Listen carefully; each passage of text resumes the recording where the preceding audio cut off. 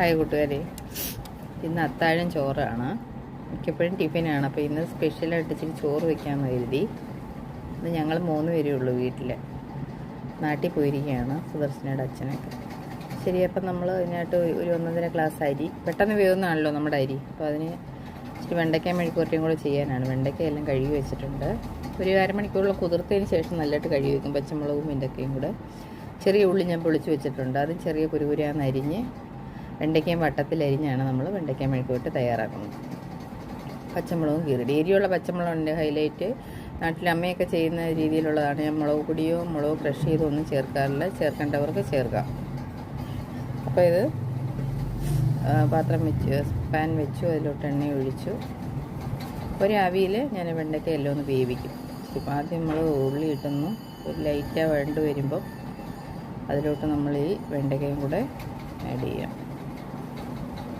അത്യാവശ്യം ഒത്തിരി വേണ്ട, അത്യാവശ്യം ഒന്ന് വെള്ളം വഴന്ന് വരുമ്പോഴത്തേക്ക് നമ്മളതിനകത്തോട്ട് ഈ വട്ടത്തിൽ റൗണ്ട് അരിഞ്ഞു വെച്ചിരുന്ന വെണ്ടയ്ക്ക അതിനകത്തോട്ടിട്ട് നമുക്ക് 1/2 സ്പൂൺ ഉപ്പൂടിട്ടൊന്ന് കൂട്ടി ഒരു ചെറിയ ആവിയിലൊന്ന് വേവിച്ചെടുക്കണം. ഒത്തിരിയല്ല, അങ്ങനെ ആവിയിൽ വേവിച്ചെടുക്കുന്ന ഒരുപാടങ്ങും എണ്ണ മെഴുക്ക് അങ്ങനെയൊന്നുള്ള രീതിയിലുള്ളതല്ല ഇത്. ഉപ്പ് ആ എരിയുടെ ഉപ്പിൻ്റെയൊക്കെ ഒരു ടേസ്റ്റ് കൊണ്ടേ ഇത് കഴിക്കാൻ പറ്റും. ഇത് എൻ്റെ ഒരു അമ്മയുടെയൊക്കെ ഒരു സ്പെഷ്യലാണെന്ന് പറയാം. ഒരുപാട് എരിയില്ലാതെ. അപ്പോൾ നമ്മൾ അത് ഒന്ന് നല്ലതായിട്ട് കൂട്ടി വയ്ക്കാം. വെന്ത് കഴിഞ്ഞാൽ ജസ്റ്റ് ഒന്ന് തോർത്തിയെടുത്ത് നമ്മൾ മെഴുക്കുവരട്ടി റെഡിയായി. പിന്നെ നമ്മുടെ അരി ചോറ് വെന്തിട്ടുണ്ട്. വെന്ത് കഴിഞ്ഞ ഉടനെ തന്നെ നമുക്കത്, അതായത് ഞാൻ ഒരു 10 മിനിറ്റ് ഒന്ന് തിളയ്ക്കാൻ വയ്ക്കും. അരിയിട്ട് തിളച്ച് കഴിഞ്ഞാൽ ഒരു 3-4 തിളയാകുമ്പോൾ ഞാൻ അങ്ങ് അടച്ച് വയ്ക്കും. ഇവിടുത്തെ അരിയൊക്കെ അങ്ങനെയാണ്. അത് കഴിഞ്ഞാൽ ഉടനെ ഒരു 5 മിനിറ്റ് കൂടെ അങ്ങനെ നമ്മൾ മൂടി വയ്ക്കും. പിന്നെ അതെടുത്ത് അങ്ങ് ഊറ്റും. അപ്പോൾ നമ്മൾ ബിരിയാണി റൈസൊക്കെ പോലെ തന്നെ വെള്ളം പിടിക്കില്ല ചോറിലൊന്നും.